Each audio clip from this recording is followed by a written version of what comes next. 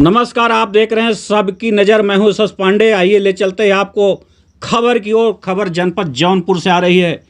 Ads एक syndrome है, जैसा कि नाम से पता चलता है। ये हमारे शरीर की प्रतिरक्षा प्रणाली को कमज़ोर करता है।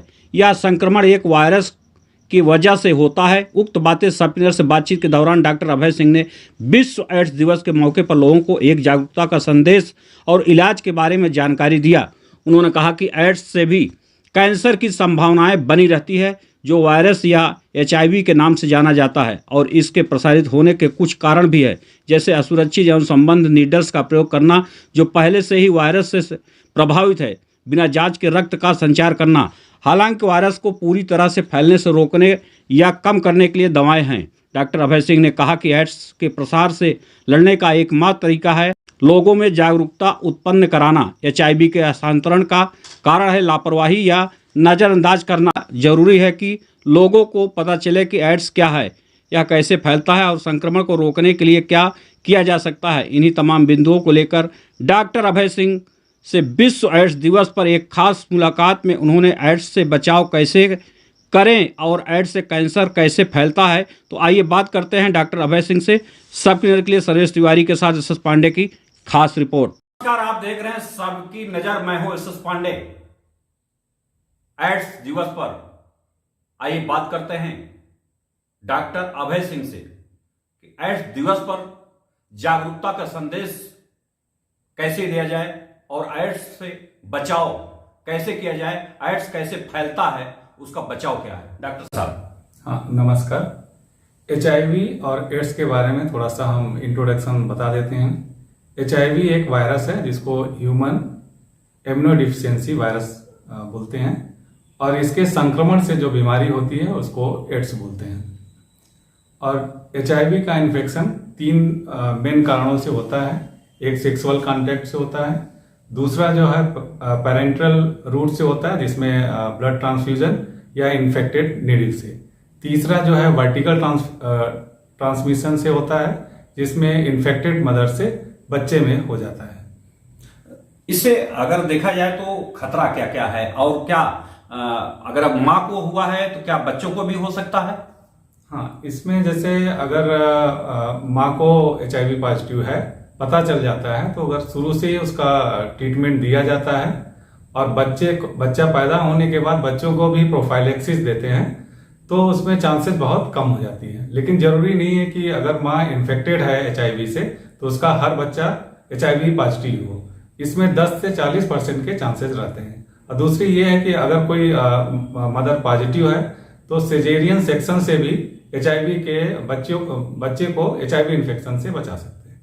डॉक्टर साहब, अगर हम बात करते हैं तो इसका इलाज क्या, इसके लिए कोई वैक्सीन वगैरह भी आई है क्या? हाँ, अभी जो है एड्स के लिए कोई वैक्सीन नहीं है, लेकिन इसका इलाज सरकारी अस्पतालों में इसका जो ट्रीटमेंट रेजिमेन है निःशुल्क उपलब्ध है।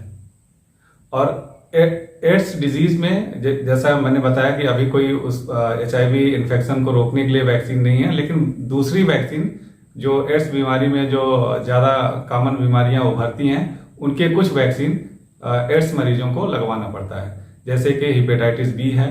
और दूसरा ये है कि जो वैक्सीन लाइव वैक्सीन होती हैं जैसे येलो फीवर, तो वो वैक्सीन हम अवॉइड करते हैं। बाकी जो रूटीन वैक्सीन्स हैं बैक्टीरिया वायरस के लिए, वो हम इसमें वैक्सीनेशन देते हैं। डॉक्टर साहब, विश्व एड्स दिवस है, ऐसे में लोगों को एक जागरूकता का संदेश अपनी तरफ से दे दीजिए, और ज्यादा सवाल जवाब ना करके डायरेक्ट आप उनको बताइए कि हाँ ये बीमारी है, इससे बचाव है, और किन किन कारणों से बीमारी होती है और क्या क्या बचाव है। जैसे हमने बताया कि 3 रूट से मेन जो है HIV हमारे बॉडी में प्रवेश करता है।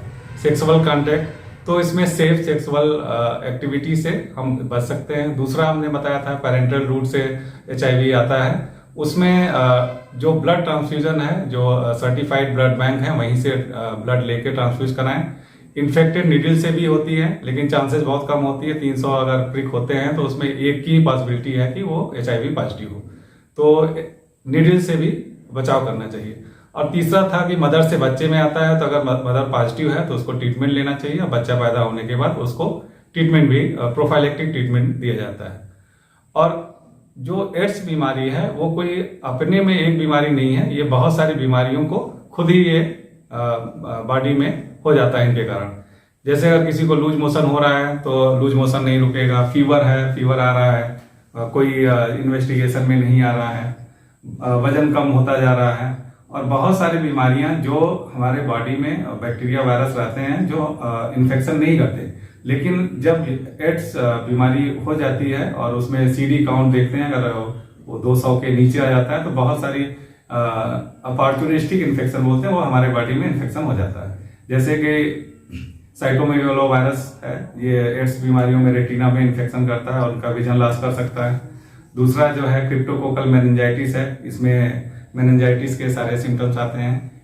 और तीसरा है कैंडिडियासिस, ये भी बहुत कॉमन नहीं आता, लेकिन एड्स बीमारियों में ये गले में और इसोफेगस में बहुत कॉमन होता है। और कुछ और से हैं, जैसे टीबी वाले जो बैक्टीरिया होते हैं, माइक्रोबैक्टीरियम, उनके कुछ स्ट्रेन जो हमारे बॉडी में अमूमन इन्फेक्शन नहीं करते, लेकिन एड्स होने के बाद जब CD काउंट बहुत कम हो जाता है तो माइकोबैक्टीरियम एवियम कॉम्प्लेक्स करके बैक्टीरिया होता है, वो भी हमारे बॉडी में इन्फेक्शन कर देता है। और डॉक्टर साहब एक थोड़ा सा और संदेश दे दीजिए कि एक उम्र की अगर हम बात करते हैं, क्या युवाओं में अधिकतर होता है क्या? हाँ, देखिए ज्यादातर जो है 25 साल से 45 साल में ज्यादा होता है, लेकिन जो इसका जैसे इन्फेक्शन होने के बाद जो एड्स डिजीज होता है वो लगभग 10 ईयर का समय लगता है। तो अगर किसी को 60 ईयर में होता है तो वो उसके लाइफ स्पान पे कोई फर्क नहीं पड़ेगा, लेकिन ये अगर यंग जनरेशन में होता है तो उसको लंबा ट्रीटमेंट करना पड़ेगा, बहुत सारा फाइनेंशियल बर्डन आएगा फैमिली पे। तो अगर HIV एड्स से बचाव हो जाए तो सबसे अच्छा यही इलाज है। क्या अगर इसको देखा जाए तो क्या एक छुआछूत की बीमारी भी जैसे कहा जाए, क्या पूरे परिवार को बचना चाहिए, या अगर देखा जाए तो जिसके साथ सेक्स कर रहे हैं या जिसको एड्स हुआ है तो उसको बचाव करना है? नहीं, इस छुआछूत की बिल्कुल बीमारी नहीं है। इवन कुछ लोगों को भ्रम होता है कि मच्छर काटने से भी HIV का ट्रांसमिशन होता है, लेकिन ये मतलब गलत है। मच्छर काटने से HIV नहीं फैलता है।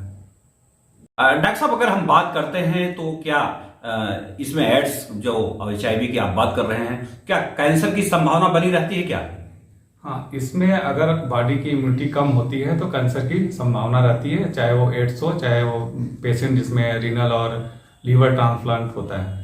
तो एड्स में CD काउंट काफी कम हो जाता है तो कुछ कैंसर की संभावना काफी बढ़ जाती है, जैसे कैपासी सार्कोमा और लिम्फोमा, ब्रेन लिम्फोमा भी बहुत कॉमन है एड्स मरीजों में, और नॉन हॉजकिंस लिम्फोमा, और सर्विक्स में भी कैंसर के चांसेस ज्यादा रहते हैं। जी जी, तो अभी आपने देखा किस तरीके से डॉक्टर अभय सिंह ने बताया, विश्व एड्स जागरूकता दिवस पर आपने एक जागरूकता का संदेश दिया कि एड्स HIV से आपको बचना है, और यहां तक आपने कहा कि कैंसर की भी संभावना बनी रहती है। ऐसे में आप लोगों को जागरूक होना अति आवश्यक है। अपने सहयोगी सर्वेश तिवारी के साथ मैं सस पांडे, मुगराबाद शाहपुर, जौनपुर। आपका चहेता चैनल भारत सरकार की डिजिटल मीडिया आचार संहिता 2021 के अंतर्गत FCDN का सदस्य है। हम अपनी खबरों में FCDN की कोड ऑफ इथिक्स का पालन करते हैं। FCDN का सदस्य होना ही खबरों की प्रामाणिकता है।